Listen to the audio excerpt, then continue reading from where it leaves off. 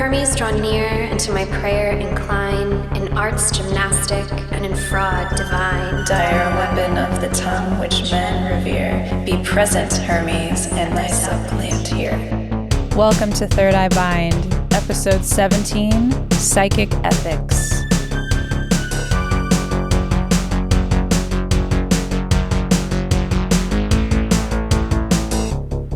Hi, I'm Laura.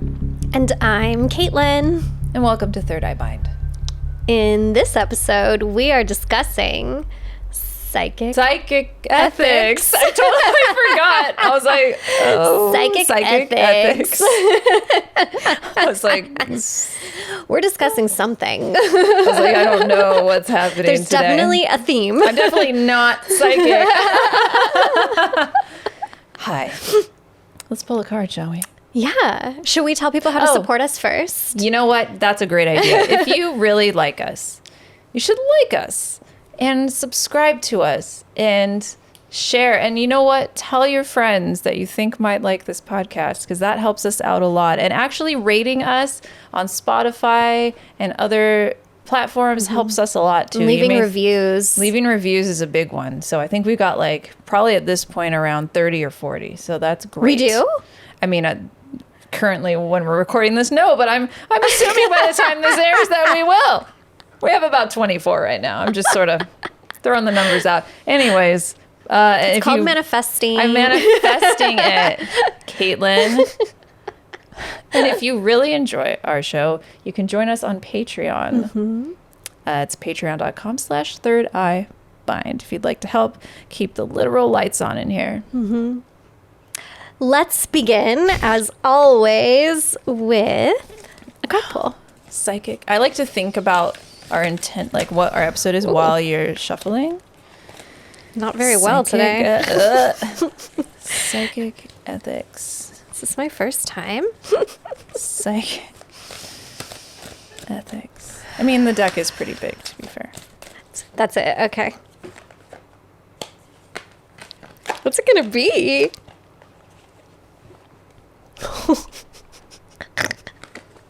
What is it? I pulled the Ten of Swords.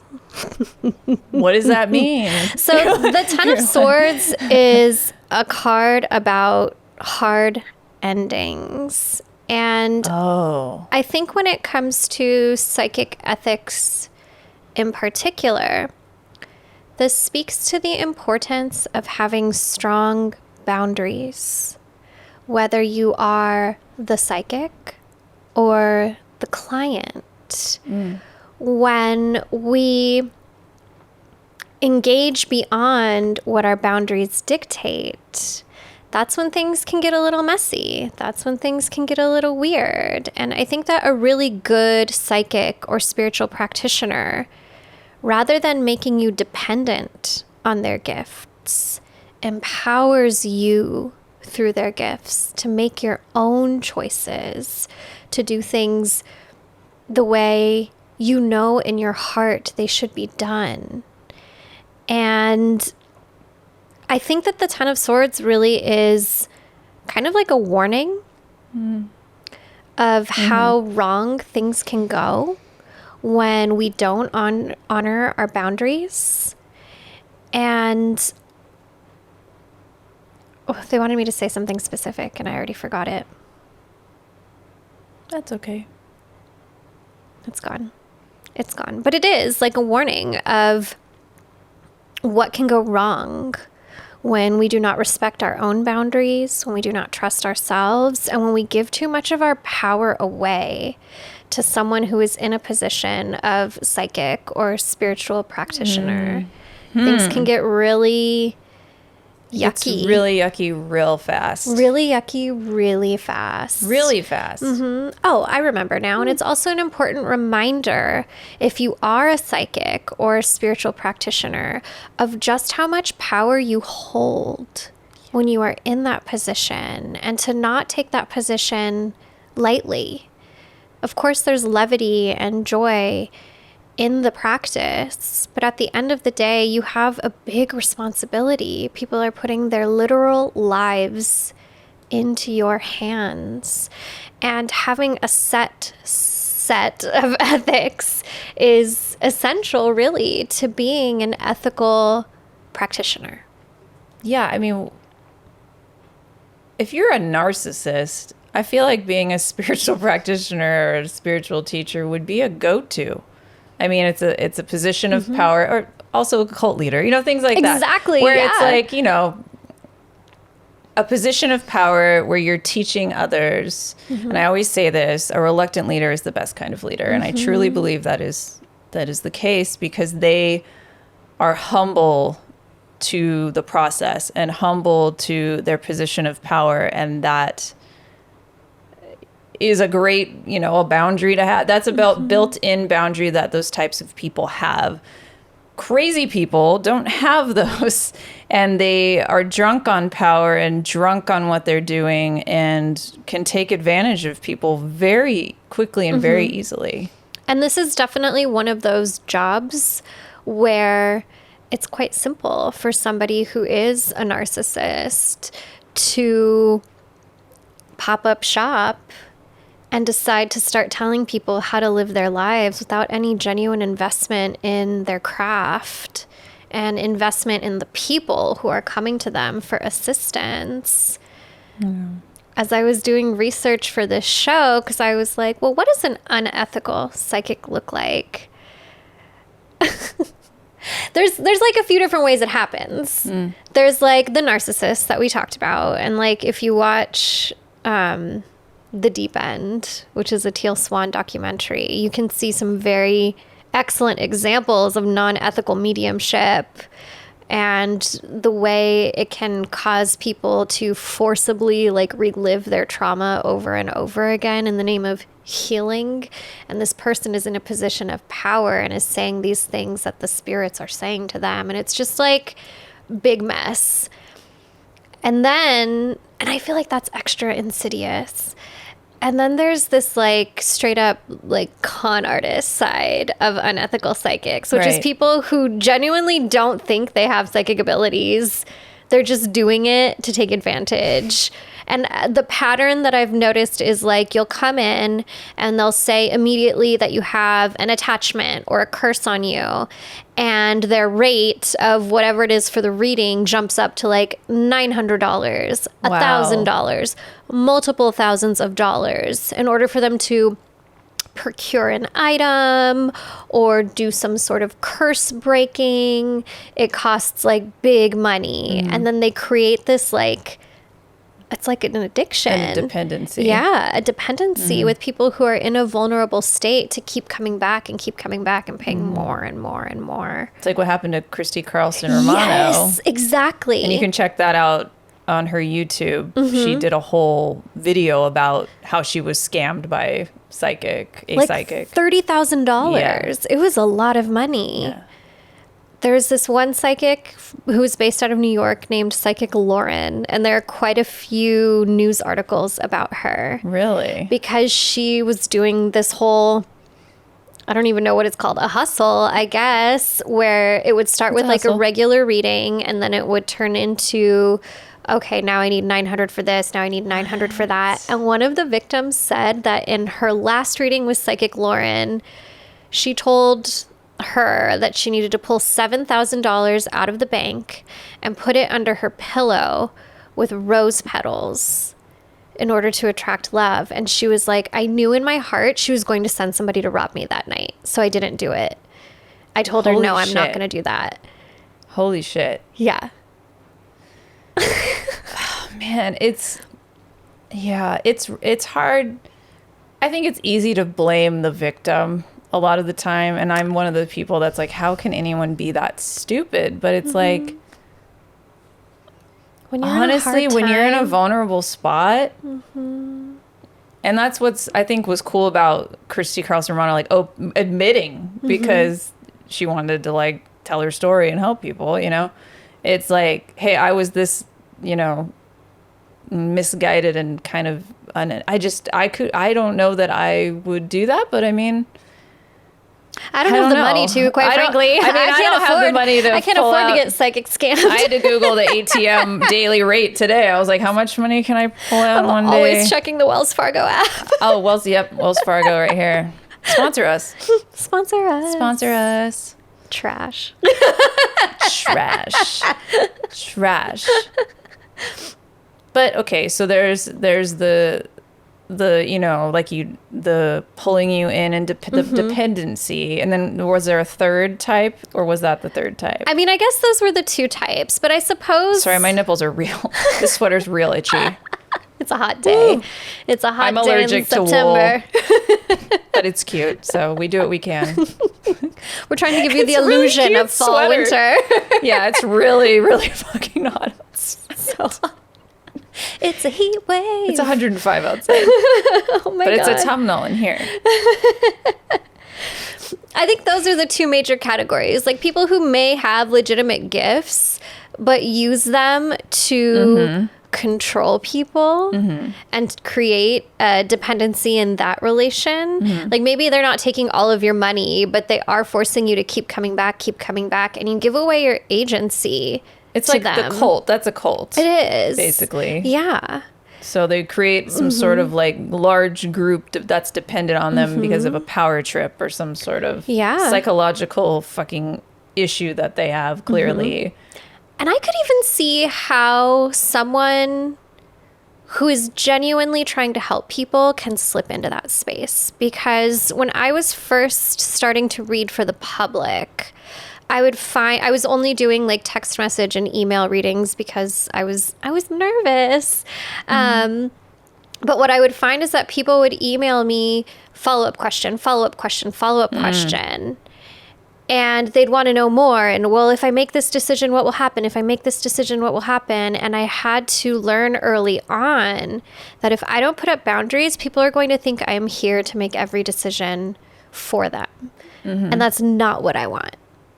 I'm here to offer you perspective, insight, connection to spirit so that you can make good choices. Right.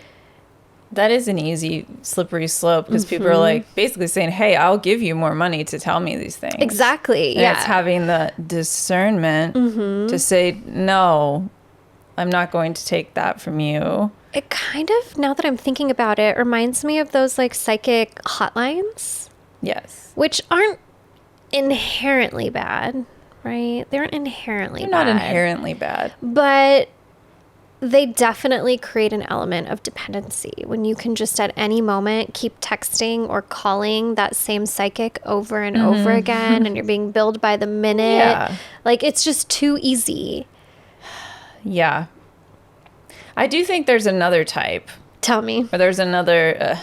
I've had a negative experience with a pet psychic. Really? A well-known pet psychic. Tell me more. Well, I think that when you get to a certain... Because, look, like I said before, I don't think I'd ever be... I had a bad experience. I would never go back to this person.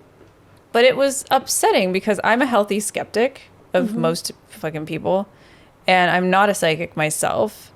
And so I did a reading after my dog died because I was in a very vulnerable place and I was curious and wanted to...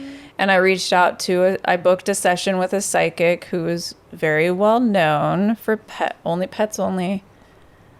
And it was just, I think when you get to a level where you're a well-known psychic, I think what happened with this person was they just lost sight of the connection and the time that it takes to actually give someone the time of day, because it was very much like, hi, your 15 minutes have started. Okay, bye, I gotta go. Like it was very like dismissive, not unkind, just, and the reading itself was generic and I didn't feel that she was speaking to my pet. So, and it was just saying things that didn't make sense and to me in imagery. And I was like, my dog wouldn't fucking say that. My dog was very specific, okay? It was just not, it was just not, I don't know. I guess I'm a little of a hard nut to crack and impress, but it wasn't satisfying or heartfelt. And I was like, wow, that sucked. And I was like, man, these people are it's just like, I think when you get to that point of just cramming people in every 15 minutes, that's too much and you need to stop. Yeah. Because your shit's not good. Yeah. That was a lesson that I had to learn because capitalism. I was seeing 3, 4, 5, 6 clients a night, back to back to back to back. Okay. And I was so fucking tired. This person was seeing like a person every 15 minutes from like 1 to 6 probably. No. So way Like, more than that. I couldn't do that. And I had to teach it takes so much energy to do this work. It's not just flipping a few cards and saying a few things. Like, there is so much energy and intention that goes into this labor. And I had to teach myself to have some limits when it comes to seeing clients, because after a certain point, I was like, I'm not giving my best. I'm tired and I'm not giving my best. And I really, every year, I'm scaling it back more and more. And how's the feedback on those readings though? Excellent. Better and I've better, never right? given a bad reading. Here's the thing. Right. But like, I'm just saying like like the feedback you're probably getting from scaling back is better and more specific, right? I mean, honestly, no, my readings have always been good. No? Okay. Well, I don't know. But I'm less tired. And I think that's the most important thing. Yeah. I'm way less tired now because it was just taking too much of me, because I do give all of myself in every single reading. And so it was just making me cranky, and my personal life was suffering because of it. That temptation to just cram, make us, of course, we all want to make a living doing what we're doing. But it's like, at what point are you compromising the integrity of either your personal life or the readings themselves? Exactly. Something's got to give somewhere. Yeah. And for this person, it's given. Okay. So, goddamn, it was very disappointing. And that's the only time I think I've ever, other than you, like paid somebody for psychic work. So I was like, you're like, I have high this standards. is subpar. Yeah, I was like, this is sub. I set the bar kind of high. Yeah. So there's that too. I also think this is making me think of something, because Ruby had just passed when you had that reading, right? Like, not too long. I think it was like 6 months. I think something that really bugs me, and I see it a lot on psychic TV shows, is psychics who will contact people who are the recently deceased. Right. Because they transition and they have to get used to it. Well, right? like, generally speaking, the recently deceased are troubled.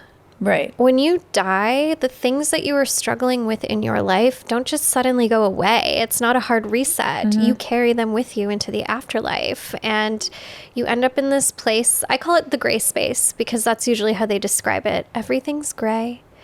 You go into the gray space, and that's where you and the spirits around you help you to work through those earthly sufferings, those things that have trapped you and are keeping you from moving on to whatever the next level is for you. And when we contact the recently deceased, first of all, they're tired, they're confused, they're sad, they're usually hungry or thirsty, and that's like sad to hear.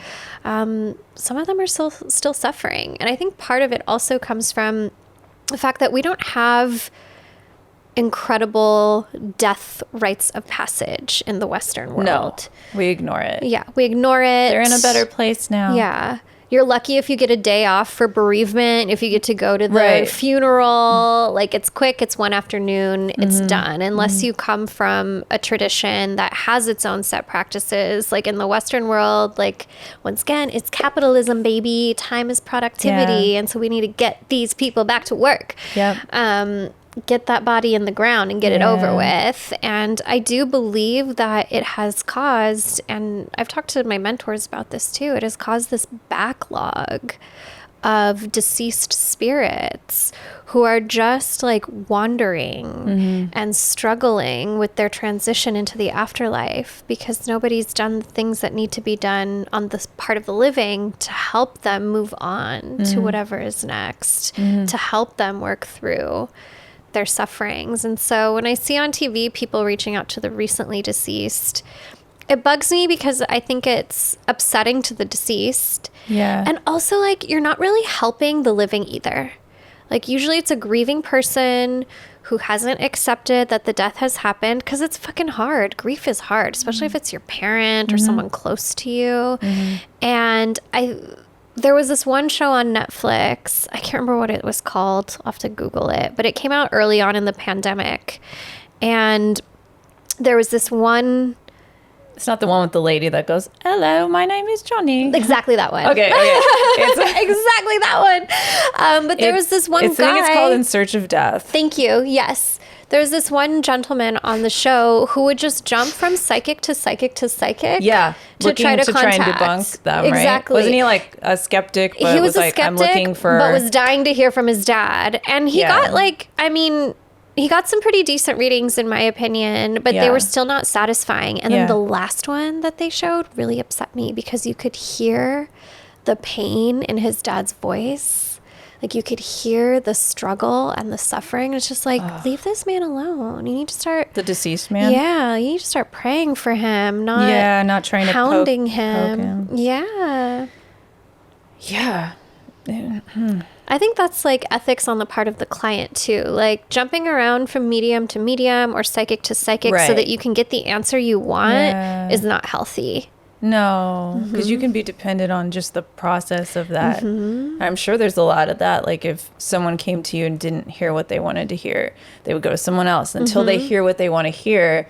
But the message is probably what they need to hear, but they're in, like when you give a tarot reading and someone doesn't want to like see the tower or whatever. It's like the message you need, not the message you want. Yeah, they get mad at the cards or they get mad at the messenger because it's not the message they want to hear. That's probably some sort of psychological addiction as well. Like gambling. You're pulling the thing and you're not getting a jackpot, so you pull again and pull again and pull again. I think that's not unusual for folks to jump from like psychic to psychic because they don't want to be like found out. There's like a certain level of shame that they carry, and so they go to different people all of the time. And the different people are like, "Hey, Joey over here keeps coming to us." If they're in community, they might talk about you. Might. Yeah. That's really interesting. In my personal practice, I've had to outline ethics on my website and make them really fucking clear with people because I don't want any confusion. I've been doing this for so long at this point that like I've created this living document that gets updated as needed, and basically like, these are my ethics of practice. This is what I will absolutely not do. And this is what you can expect from me. And if you're not into that, then I'm not the person for you. That's great. It's like having a terms and conditions page on your website. Exactly. It's like, hey, these are my shop policies. Exactly. Here they are. If you don't like them, don't buy from me. And I think that's something that I make a point of teaching my students too. Like, you need to figure out what your ethics of practice are and define them, write them down, make them known so that people don't try to compromise your boundaries. Yeah. It's such a, it's an ancient, I mean, it's like an ancient business. Literally. I mean, literally one of the oldest professions next to like sex work. Yeah. Right? Absolutely. And so yeah, it needs, I think a truly good business or a psychic that you see will have those ethics in place and have at least something to say about a boundary, because that would be a red flag to me if they didn't. That would be a sign that they're pretty green at what they're doing, which is all right, but it, you know, everyone's got to start somewhere. But if they've learned from someone, they've learned from someone who knows what they're doing, they would have told them to have some boundaries in place like you do. So, okay. Well, in seeking out, say you want, are there different psychics for different things? Like if I was like looking for a specific thing, like if are there people that specialize in different things, or is it sort of like all depends? I think it depends. There are people who specialize in certain types of connection. Like pet. Yes. Well, and for example, like psychics are people who read energies.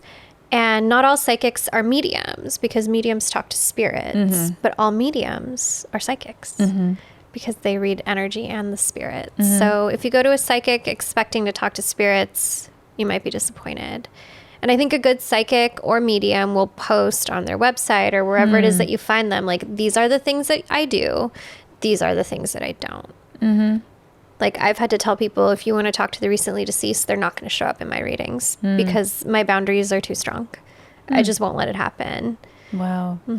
That's probably, you probably get a lot of requests for that, because that's when people want to connect, when they've been suddenly disconnected. Oh yeah, I used to get a lot of that, but ever since I like updated my terms and conditions, people know I don't offer seances anymore. Because people were always bummed that it wasn't like the immediately deceased who would show up. It was always like your great-great-great-grandma or one of your earliest ancestors, a bunch of like angels, Lucifer, like cool fucking beings would show up. Sounds like a good time But to like me. your dad that died 6 months ago is not here because he's still trapped. He's busy. And nobody's prayed for him. Like, I know. Wow. But there are people who specialize in that, in speaking to the recently deceased, and you know, we all have different boundaries. I wonder if when they offer a reading for the recently deceased, if they also offer ways in which they can help the spirit, not just give information about the spirit. You know, like you were saying, like helping them transition, support them from the living world. Like what, you know what I mean? I Like, think it depends ideally, on who that'd be you cool. see. Right. You know, I'm like sure. a lot of Western mediumship, I don't think has that depth. But folks who are tied Absolutely to... not. Okay. Yeah. I was just talking about this. I did a Patreon video for like my favorite ghost TV shows and podcasts. It's up there if you want to join our Patreon.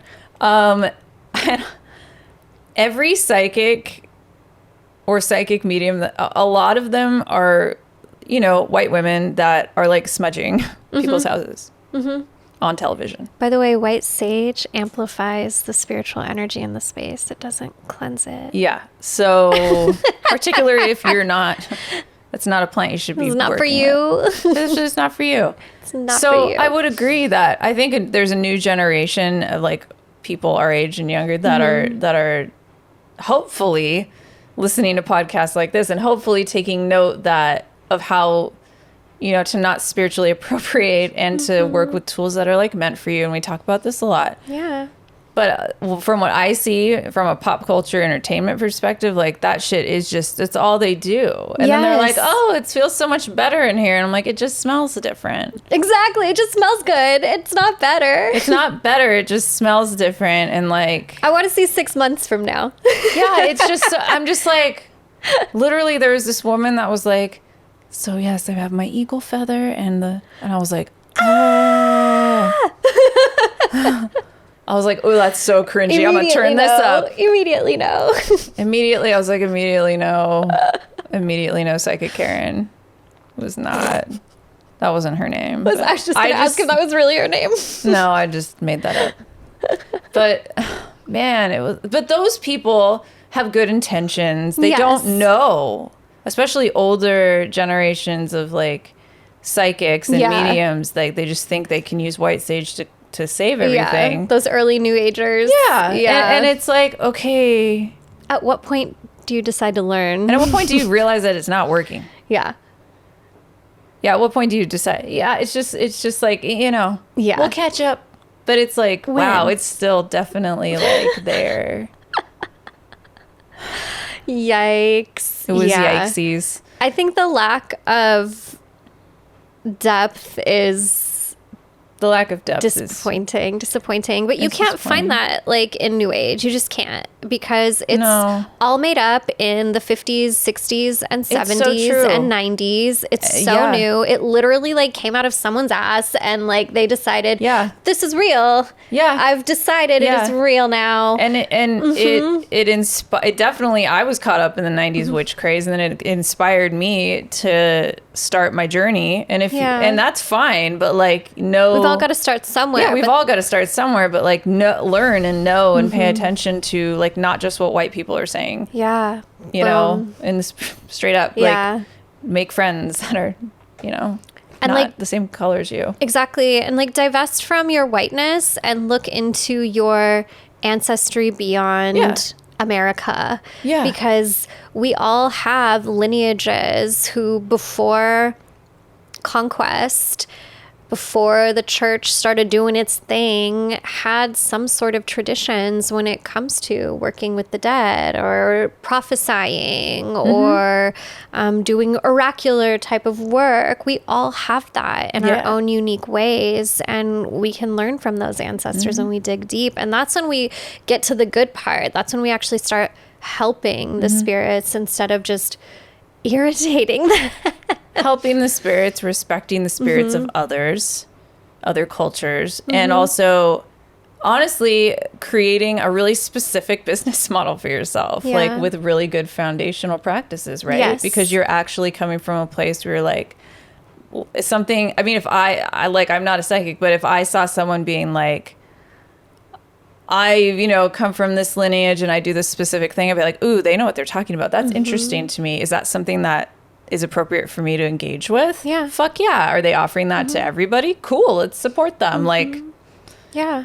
I would find that Absolutely. more interesting than Psychic Karen with her eagle feather. Absolutely.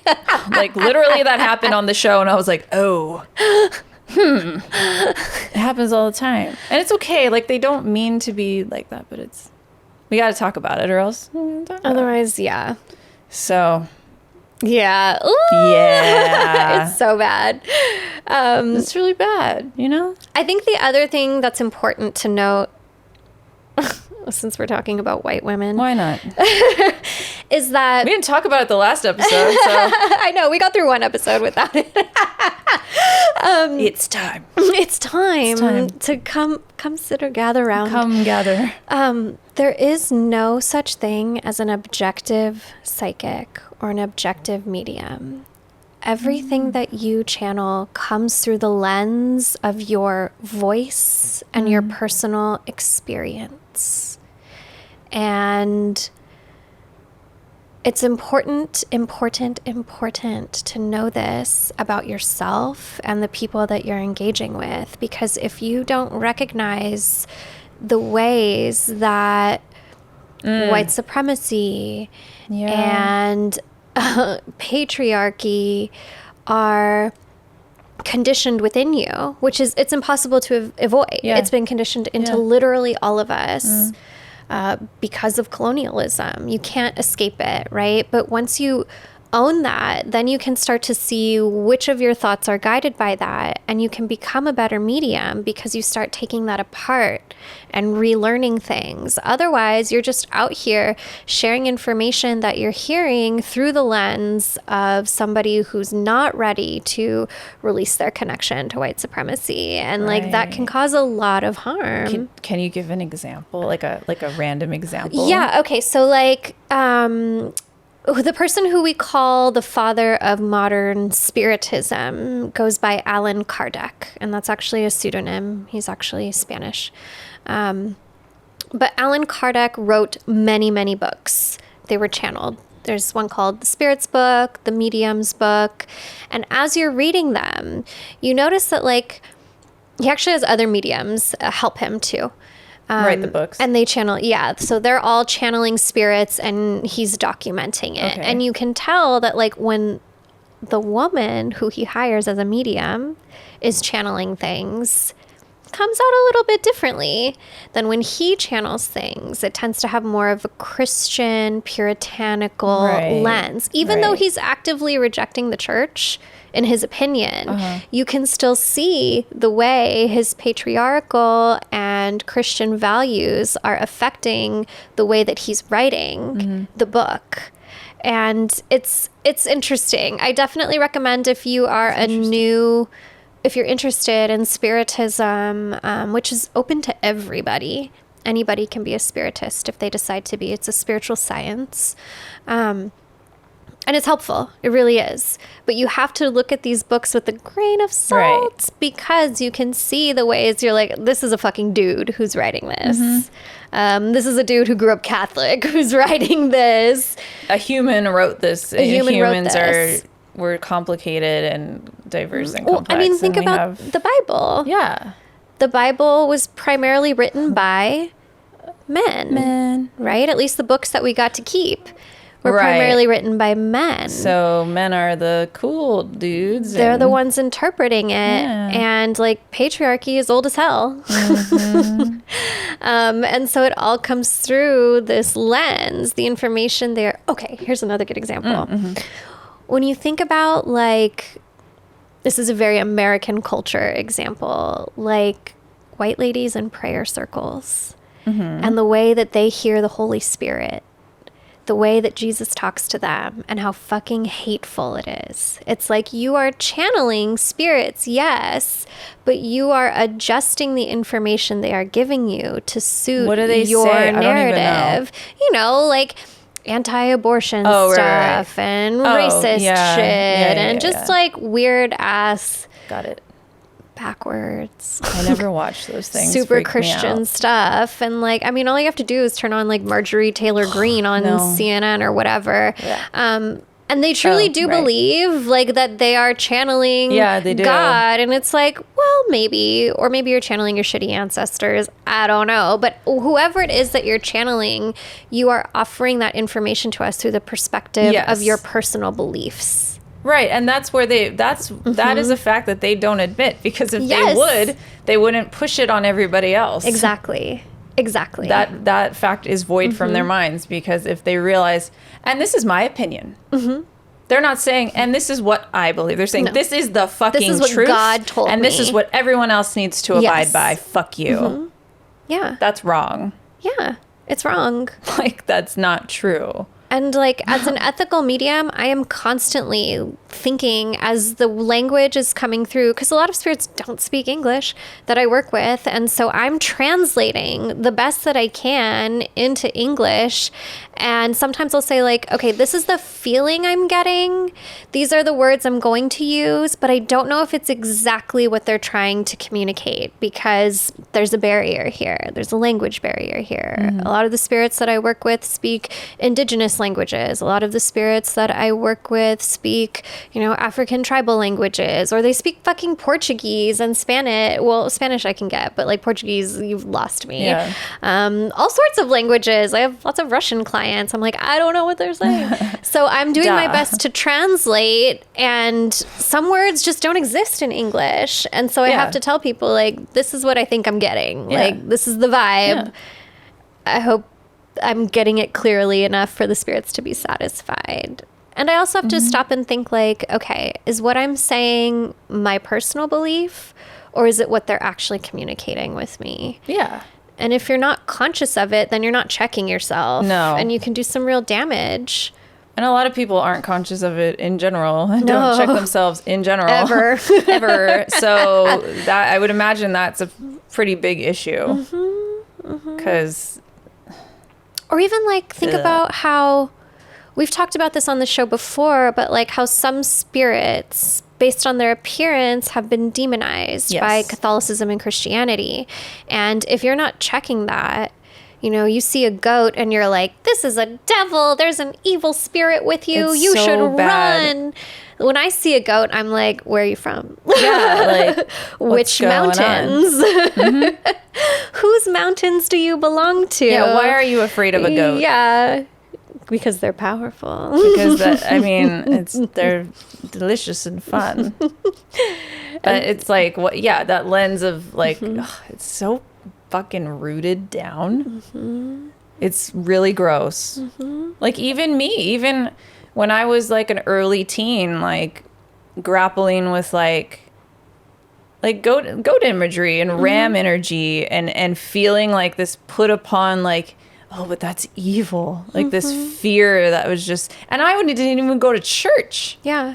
Because we see it in the just media. Existing. Like, I mean, and let me talk about media, like the ghost paranormal. Look, they're for entertainment, okay? Yeah. I love them. They're like trashy astrology to me. Exactly. I fucking love Some of them are trying to do better and do good, and I love that, but I agree. Mostly they're fucking garbage, and I love it. Yeah. Eat up all the It's garbage. like watching Real Housewives. Like, it's not real. Yeah. It's like, it's entertainment. It's entertainment, yeah. But like, they do that all the time. It's always a demon.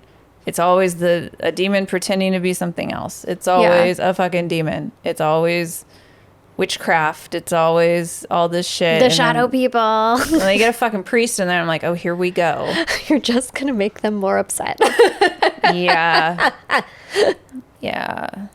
But what really bothers me about those shows is the fact that the solution is always a patriarchal religious solution.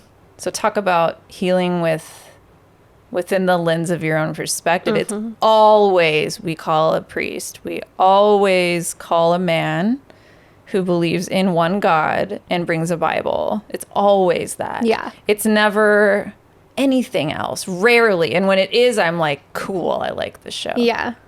And then it's always the devil.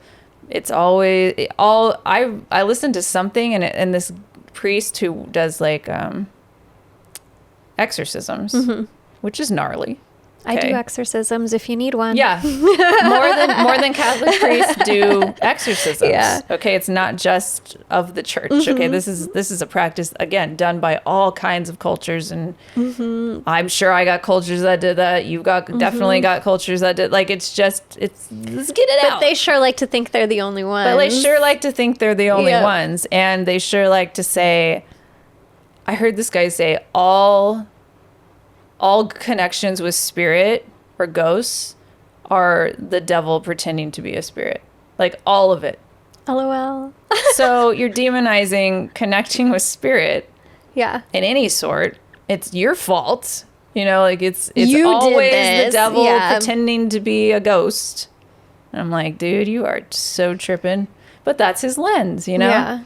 But like, that takes out what you do, what I fucking do. Like, it just takes out everything. So yeah, it goes beyond like psychics and mediums too. Just the spirituality as a whole has been just, Yeah. There's no objective. It's just in the pop culture, media, and entertainment. That's the solution. And Yeah. it's either that or it's psychic Karen with her eagle feather. Jesus Christ. I'm telling you.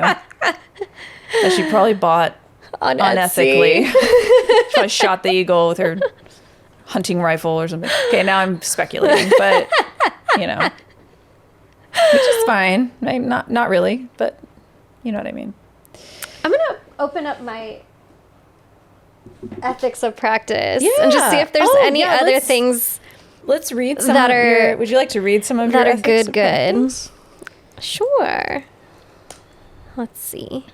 I had it open earlier, but of course. I will say, like, I don't offer readings and things like that, but my ethics as a witch, well, I offer advice, and I'm talking right now. So I will say, when I offer advice or help others, my number one thing, and the thing I like to look for when I'm like befriending other witches that teach people shit, is that they are teaching people how to create their own personal practice, that it's not a cookie cutter practice. Like, they're saying, hey, let me help you find your own way. Yeah.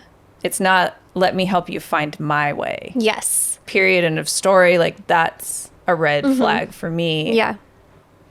Because that's So a I'd cult. throw that in there. But that's my number one thing where I'm like, Well, and when you end up turning back to like ancestral traditions, even when there are set rules and guidelines, what you find is that it's not like the Catholic Church where these set rules and guidelines are about everybody doing it the same every time. They're more like, okay, these are the things that have proven safe. These are the things that have proven unsafe. We suggest you go this way. yeah. And you've got to find your own way within it. Everybody, I talked about this with my other espiritista friends, like, everybody's altar is going to look different. Everybody's practice is going to look different, but we have these general guidelines to help keep us like in check. Yeah. So we're not wiling out like the New Agers. Just doing whatever the fuck we want with no rooting. It's like, teach boundaries, don't radicalize them. Yeah. It's about guidelines. Don't radicalize the boundary. Yeah. Well, yeah, you know what I mean? Like, I'm all about radicalizing people. Maybe that's not the right word. No, I'm trying to think of it like teach the boundary that you want to teach, but like, don't. It's not like authoritarian. Thank you. Yeah. Like, don't. I don't want to say enforce. Yeah, but But I kind of want to say enforce. it's not like an iron fist situation. It's more like not radicalize, like if authoritize was a word. Yeah. Yeah, you get what I'm trying to say. But I feel you. Yeah.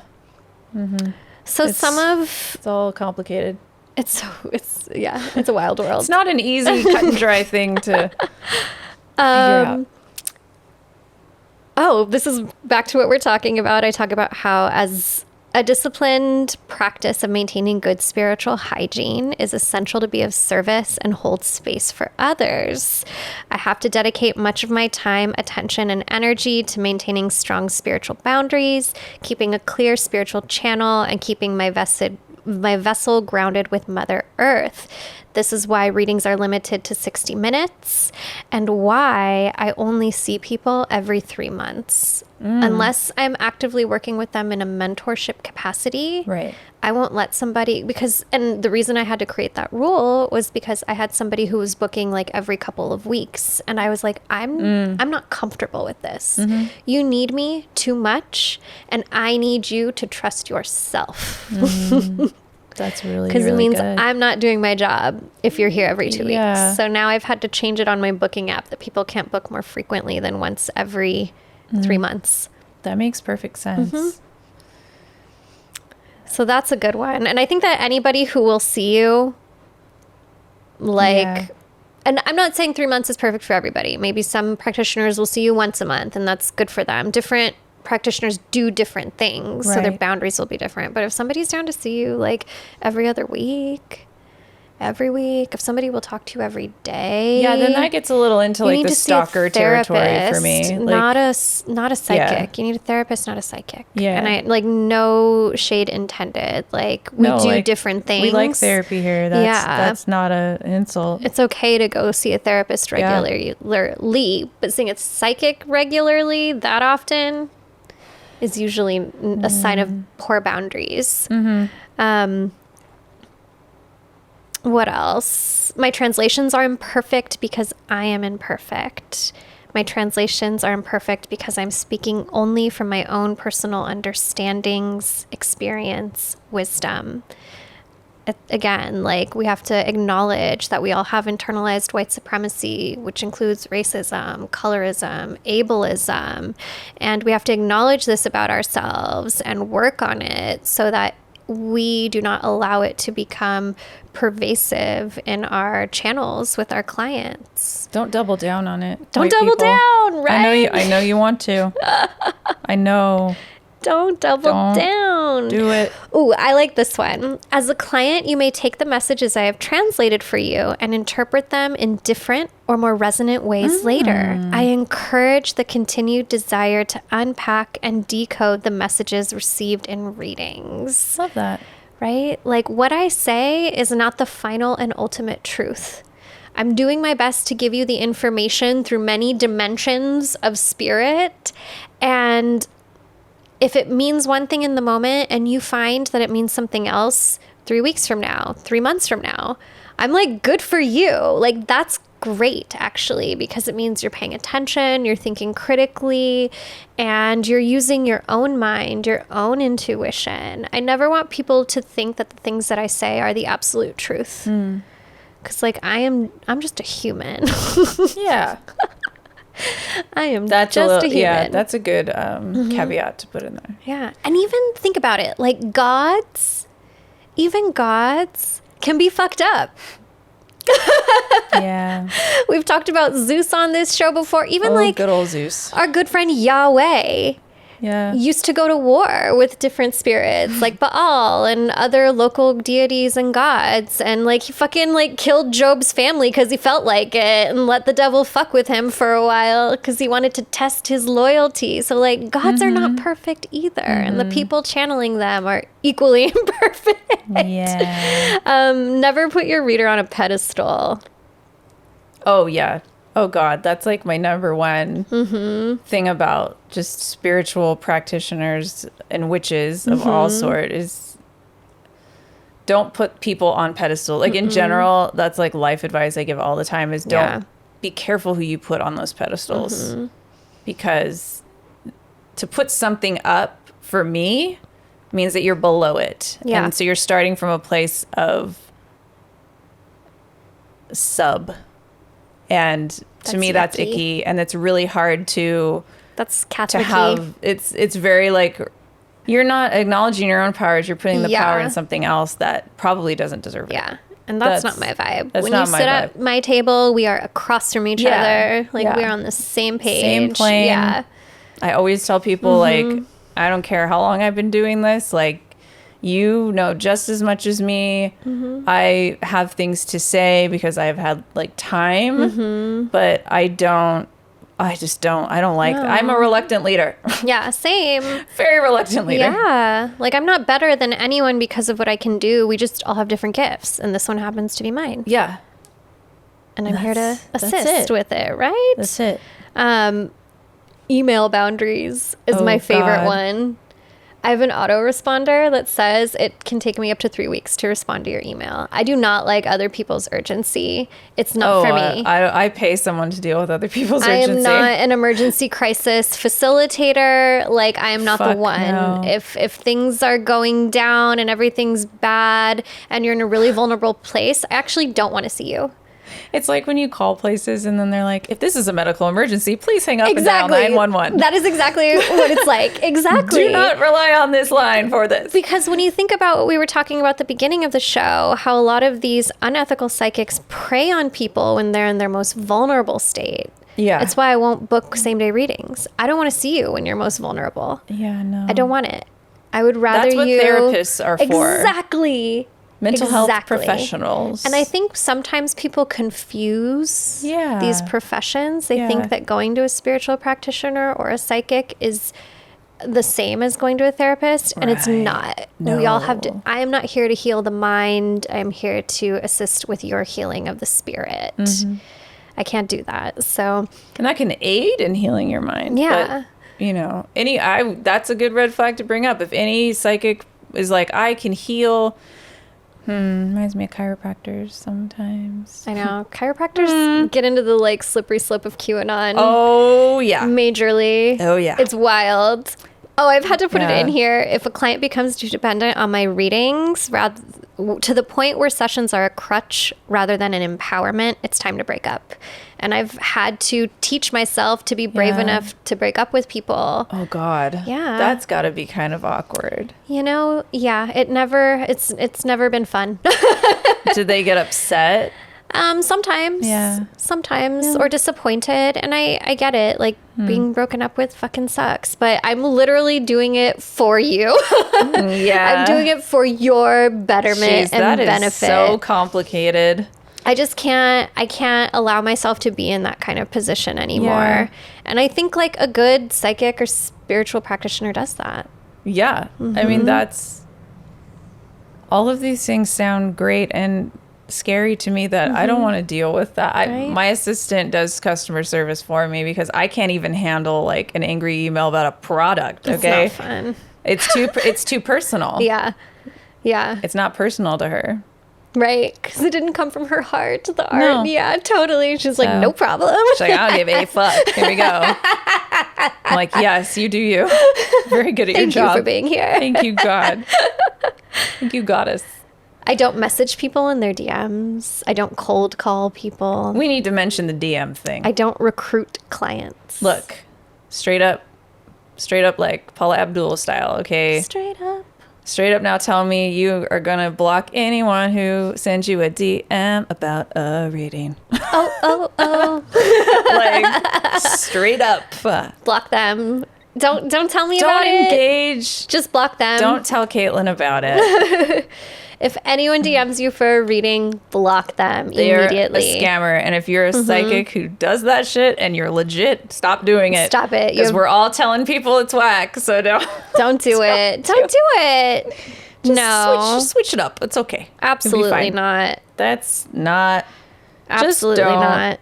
Look, people think I'm offering readings Mm-hmm. just because I have a spiritual business that does not in any way, shape, or form offer readings at all. Not even slightly. Not even in the fucking slightly at all. And people have fallen for it. Yeah. Unfortunately. People who have gotten readings with me have fallen for it. Wow. I was like, friend. Yeah. But it's usually people who aren't able to book with me right away. Yeah, and they have So a they'll little take a bit chance on this person Right. who deep down they always message me, I knew it wasn't you. And I'm like, Oh man, well, babe, why'd you give do them your that? money? So it's hard. I don't read for people who have been drinking. Right. To a certain extent. Like I used to do parties, and so like I needed to know that they were sober enough to consent to the reading. But also like spirits are called spirits for a reason. Alcohol is called spirits for a reason. And I need you to be in a clear state of mind in order for me to feel like you're actually consenting to me reading for you. So that's a big one for me. I also refuse to read for people who make me feel unsafe. Oh, yeah. And that's one that came up when I was reading at like festivals and parties. People would, you put a femme alone at a table and a creep just comes right over. Yeah. And so now, like, if I do events, it's been a long time because of the Rona, but if I do events, I have to talk to the organizer and say, like, who's going to help me if there's somebody who makes me feel unsafe sitting at my table? Right. What's their phone number? How quickly are they going to get to me? Where's your security at? Because earlier in my career, I would just do my best to like awkwardly entertain them and hope they didn't like try to murder me. That's what we have to do a lot of the time. Yeah. Hope we don't get murdered. Charm them out of murdering Literally. us. Literally. Literally. Yeah. So now I just like, boundary. Good. Hard boundary. Good. And you're allowed to set these kinds of boundaries, my friends. Yes. Once a reading is complete, I always return the energy and the spirits to my client. I don't leave the circle open. I close that shit. Yeah. And The general magical rule. Yeah. And it's something that I teach my students because I think it's just not something that everybody thinks of on their own. And they'll come to me and say like, I'm so tired after my readings. And I'm like, are you closing the circle? What? How do you close your circle? Or what are some ideas? So I like to say, on behalf of myself and my spirits, we thank you and your spirits for being here. And then I return their energy and their spirits to them.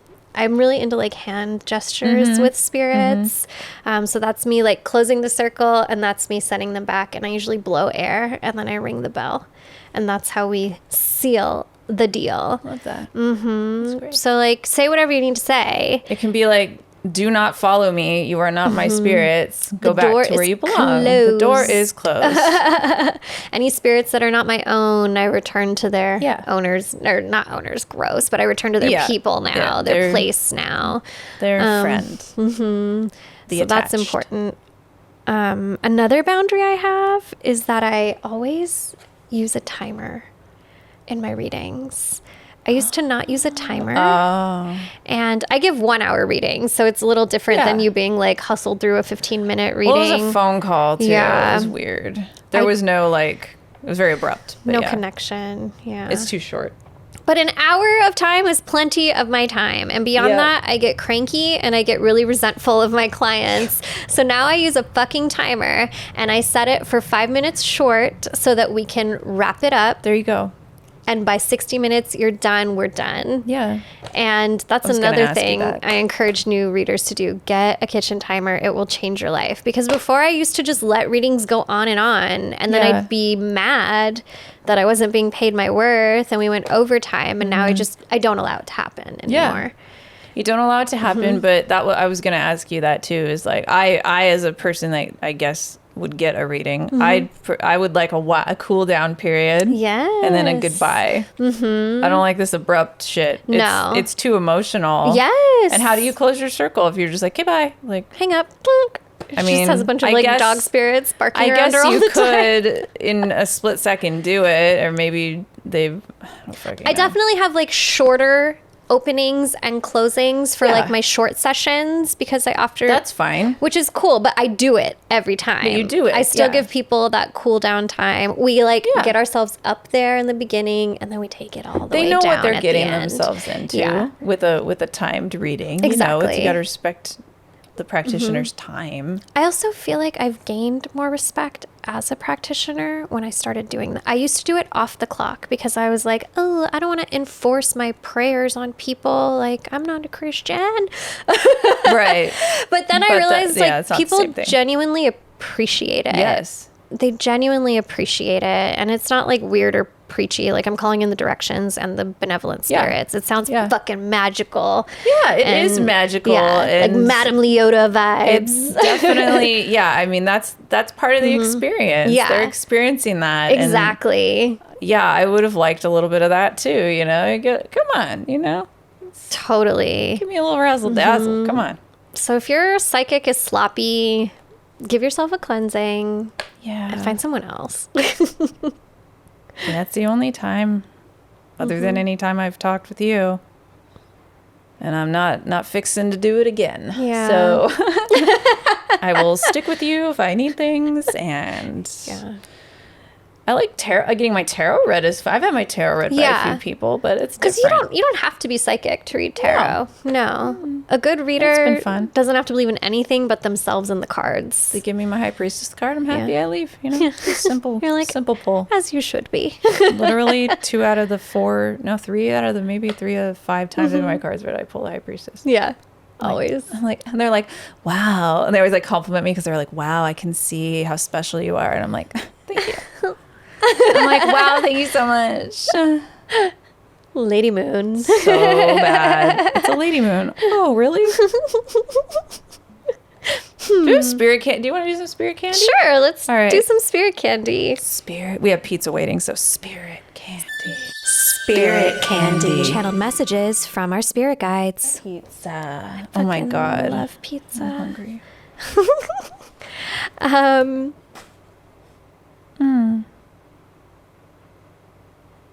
Ooh, this is a fun one.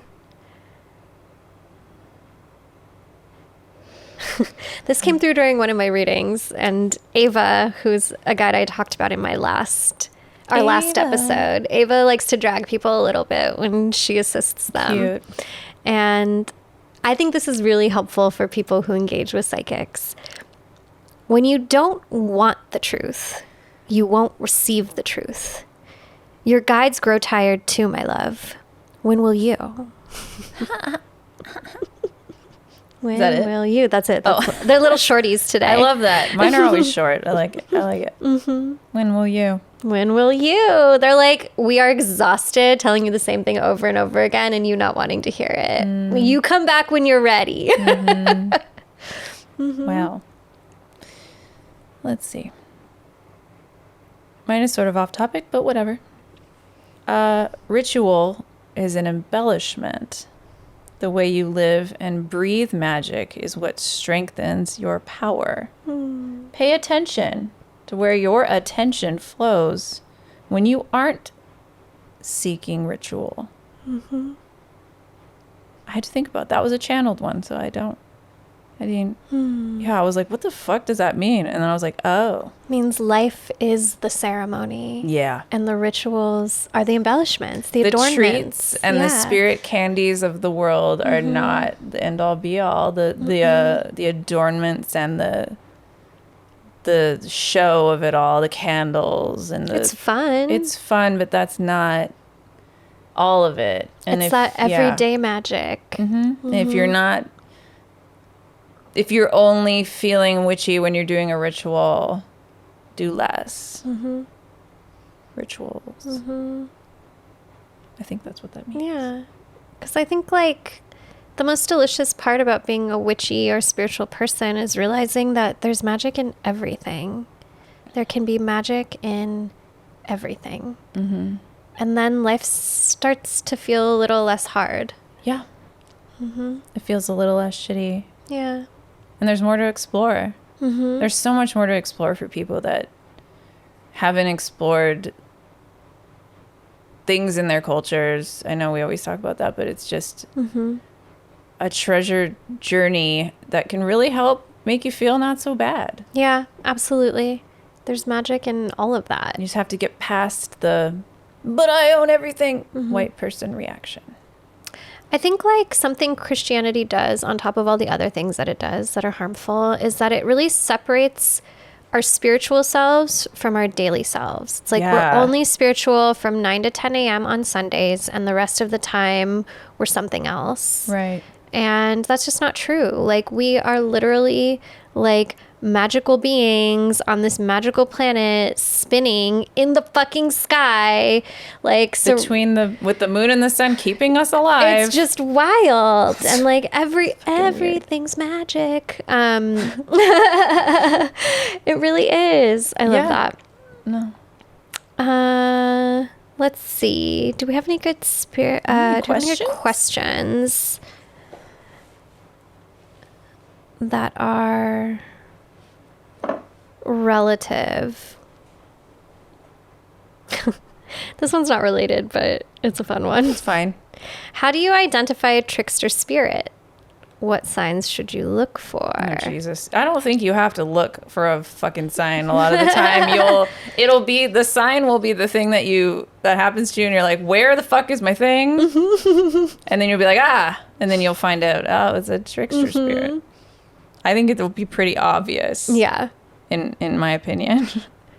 Yes. In my experience. And I've also had clients who have had not the best spiritual hygiene, and they think they're talking to a guide, and then all of a sudden shit gets crazy. That too. And the spirit starts saying like wild stuff, angry stuff, aggressive stuff. That's like, again the different level of trickster. Yeah. Mm-hmm. There's different levels of trickster. I'm talking about like gnomes and shit. Yeah, like when brownies. I think of trickster, I think about brownies and gnomies and duendes. Like those are just little. They're like, I'm gonna take your chapstick. That's. I'm gonna steal one earring. But yeah, we're talking about like. But it can also get to the level of like harmful or scary at the very least. And like if a spirit's making you feel genuinely uncomfortable, and they're calling themselves a guide, like they're not your guide. You know, your guides make you feel calm even in the midst of the storm. Mm-hmm. So if it's anything other than that, like, they're not for you. Mm-hmm. And if they steal your underwear. Leave them treats so that they give them back. This is the skirt. Oh, I was going to say, this is the skirt I'm wearing right now that in season got stolen in season 1. From the fucking brownie in my house. I think you wanted to wear it season 1, episode 1. Yeah. I think I did. Mm-hmm. This so is funny. The skirt, and I found it. I wore it today. They must have taken something else. Probably. My soul. How are we on time? Do we want to take another question, or? I would like some pizza. I want pizza too. Cool. Well, thank you. Thank you. Thank you for paying attention to us today. And we love attention. To Third Eye Bind. Be sure to leave us your questions on the Third Eye line. Please do. Until next week. Bye. Bye. Thank you so much for listening. You can follow the podcast at Third Eye Bind Pod on Instagram. There, submit your questions via the Third Eye line by sending us a voice message or text DM. The show is available wherever you listen to podcasts and for you to watch on YouTube. Get early access to episodes and even monthly one-on-one sessions with us by joining our Patreon. Find us at patreon.com/thirdeyebind. Third Eye Bind is produced and edited by Mike Realm. Hosted by Kaitlyn Grania and Laura Wong. Music by Mike Realm. Set design by Laura Wong.